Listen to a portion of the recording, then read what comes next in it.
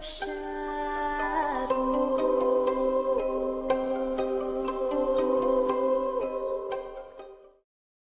Hi my angels, it's Hailey, Reese, and for today's video I am super excited because one of my personal favorite series here on my channel is diving into popular horror films that were inspired by real life events and breaking down all of the real life events that transpired and therefore inspired that popular horror film. Today we are going to be diving into Amityville Horror and the Amityville Horror House. Now, both the Amityville horror novel and the Amityville horror films were inspired by the experiences of the Lutz family. But to really understand the paranormal experiences that the Lutz family would go through, we really have to begin with the tragedy that transpired prior to them moving into the Amityville horror house. So that is where our story begins. 30 miles outside of New York City, nestled in the Long Island town of Amityville, is the Amityville horror house that many people in the paranormal community are well aware of, but all the locals know it to be linked to the Amityville horror haunting. Now, in that home at this time was the DeFeo family, and the DeFeo family was really known for being dysfunctional and rather troubled. Now, the father, Robert DeFeo Sr., was actually known to be rather abusive towards his wife and children. He would be violent, he would be very, very angry, and he would be controlling and abusive to his children. Now, I think that it's really important to note that in cases where children grow to murder a parent or their parents, that's a very strong factor in a lot of those cases, having grown up with an abusive parent. Many of the family members turn to drugs and alcohol in order to cope with the dysfunction and the anger and the violence of their home. On November 13th, 1974, the eldest son, Ronald Butch DeFeo Jr., who was 23 years old at the time, went running into a bar at 6 a.m. claiming that his family had been murdered. The police were called, and he was actually taken into protective custody because it was considered at that time by police to be some sort of like a mob attack. The police found the dead bodies of his mother, Louise DeFeo, and his father, Robert DeFeo Sr., and the dead bodies of his siblings as well. 18-year-old Dawn, 13-year-old Allison, 12-year-old Mark, and 9-year-old John Matthew. They were each shot and were actually positioned in the same position in each of their beds, which was on their stomachs. Now, one thing that they noticed was that there was no present signs of any sort of struggle on their bodies, and there was zero evidence of them having even been drugged or anything of those sorts. Now, no neighbors who were awake at the time of the murder actually heard any sort of gunshot. They actually claimed that all that they heard was the DeFeo's dog barking throughout the night. Now, upon police investigation, Ronald's alibi really was beginning to not add up. He had claimed that he was at work and then at the bar, but they later discovered that that didn't really seem to add up or make sense. And on top of that, it was then noted that the family had been murdered prior to 6 a.m. Ronald would frantically continue to change his story all throughout this Amityville horror investigation, and it really became difficult for police to really understand what happened that night as his story kept changing. Now, shortly after, Ronald, who actually went by Butch as well, would confess to the murders, and it was actually believed at that point in time he'd murdered his family on November 13th, 1974 at around 3:15 a.m. He shot them with a Marlin rifle with no silencer as they were all sleeping.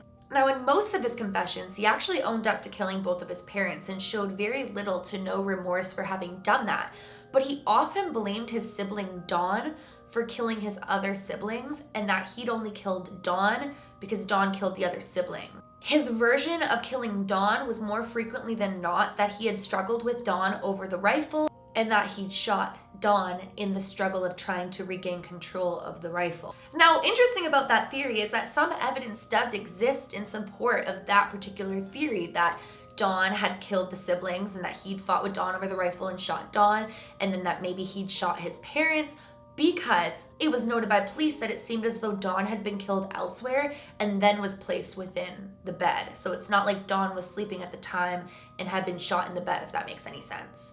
Some investigators have actually speculated that unburnt gunshot residue found on Dawn's body may indicate that she actually did handle a firearm, or even that she may have handled ammunition. But the prosecution expert that was actually at the trial claimed this could have occurred as a muzzle flash when she was shot. So it's really unknown as to whether or not she handled a firearm or ammunition, or if it was from other causes. Now, Robert DeFeo actually claims that on the night of the murders, he had been sitting on the couch in a drug-induced haze when a black hooded figure came in and handed him the rifle and told him that he needed to go and kill his parents, basically encouraging him to commit these murders. Now, some people believe that perhaps this hooded figure may have actually been Dawn. According to some, Dawn frequently wore a black hooded coat, so it's possible that in his drug-induced haze, he mistaked Dawn for some sort of sinister being encouraging him to go and commit these murders. Now, Dawn's boyfriend, William, actually stated to the court that Dawn was a frequent LSD user, and she'd actually recently become super hostile towards her parents because they refused to allow her boyfriend to live with her. So she had this anger and resentment towards her parents as well. Like I said, his story would frequently change. At some points, he even claimed that his mother had killed all of the children and her husband, and that he was so upset that he killed her. So nobody really knows what exactly transpired, who killed who, if it was all Robert or if it was maybe Dawn as well, or what exactly happened, but he did confess to the murders, although his story would frequently change.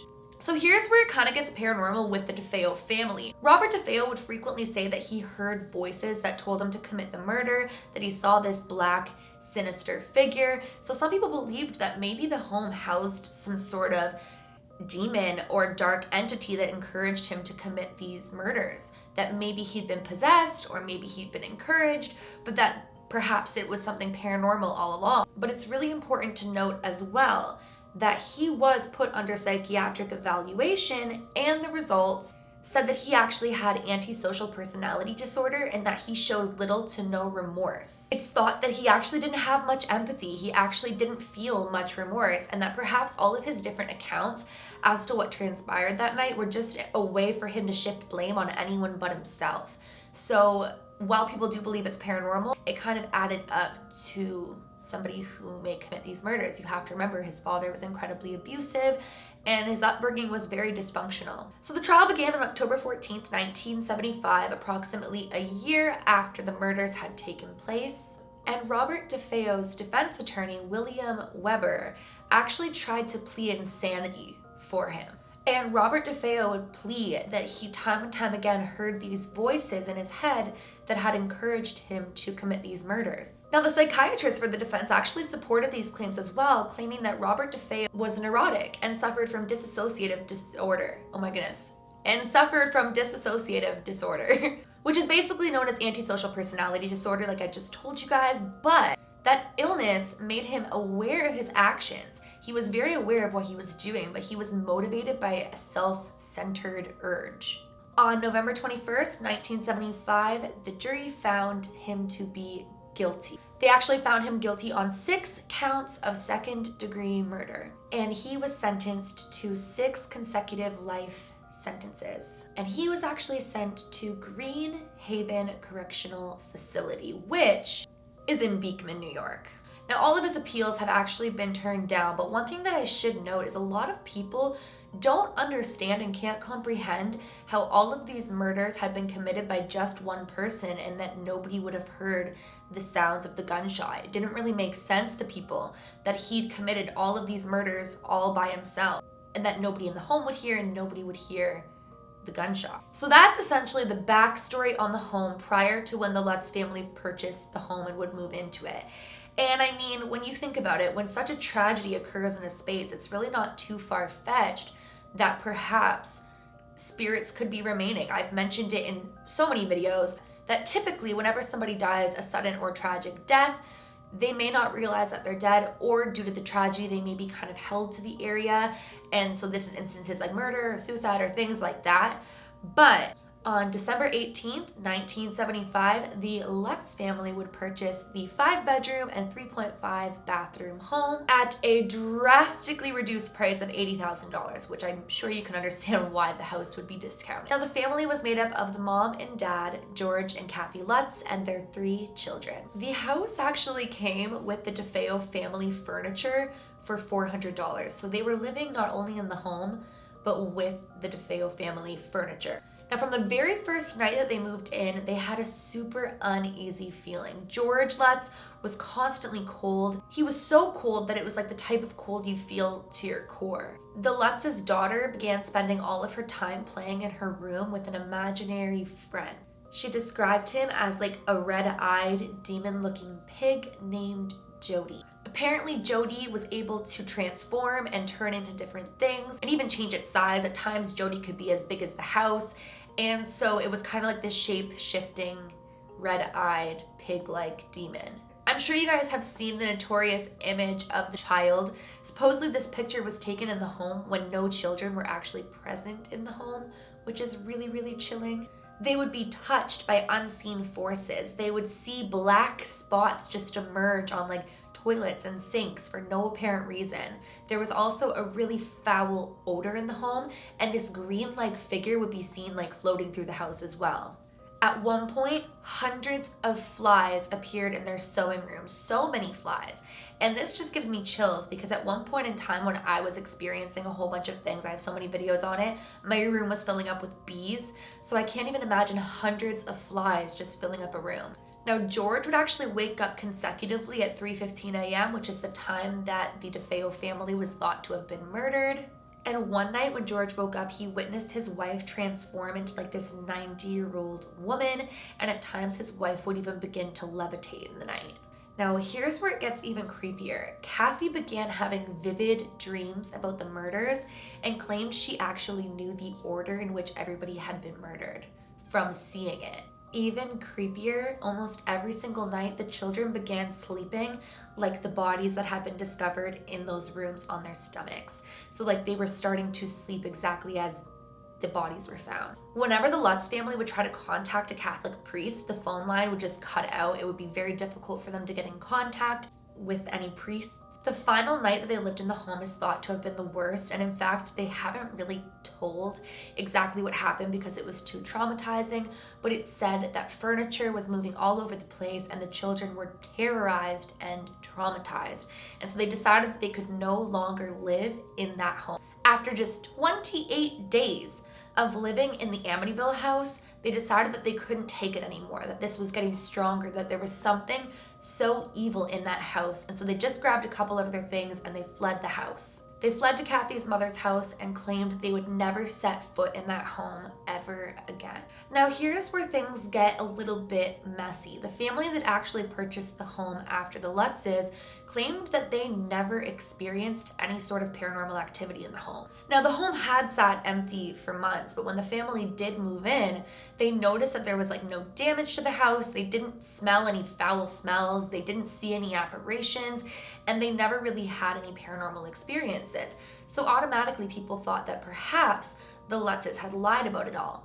But the Lutzes had actually claimed prior to the other family moving in that whatever had been there had followed them out of the house. So it's possible that that's why nobody's experienced anything in the home anymore. Either way, the house would be safe and quiet after the Lutzes left, but like I said, they claimed that this demon, whatever it was, had followed them and plagued them for years to come.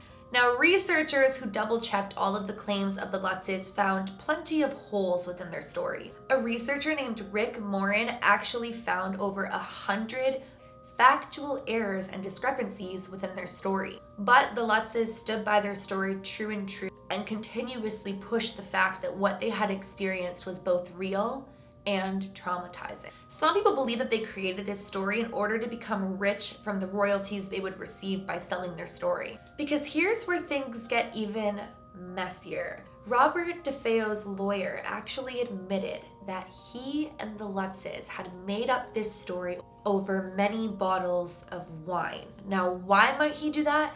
Well, if he could prove that another family was being plagued by a demonic force, perhaps that looks better for Robert DeFeo because maybe these voices had told him to commit the murders. He admitted that the house was actually never haunted, that it was all just made up. But like I said, the Lutzes continued to stand by their story and claim it as their truth. They would claim this truth up until Kathy passed away in 2004 and George passed away in 2006 of relatively natural causes. So now nobody will ever really know whether or not the Amityville horror story was created over several bottles of wine or if this really did happen. I mean, it's interesting that a family would flee a home simply 28 days after occupying it, claiming that they never want to set foot in it again and have it all be made up. I just can't fathom purchasing a home that's a great deal, moving in, and then deciding to leave 28 days later for no reason.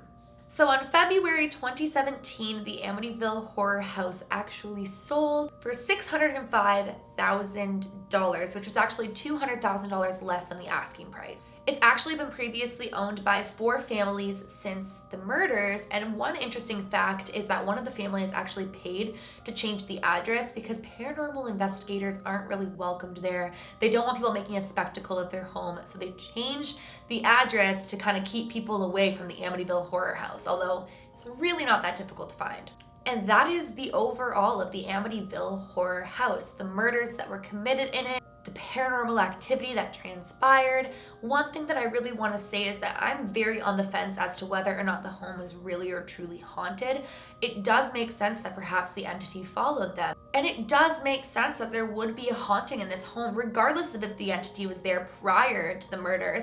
6 people were murdered within this house, so it isn't too far-fetched to believe that there would be some sort of strange paranormal phenomena associated with the home. Overall, that is the story that inspired Amityville horror, and let's just say it is a spooky one.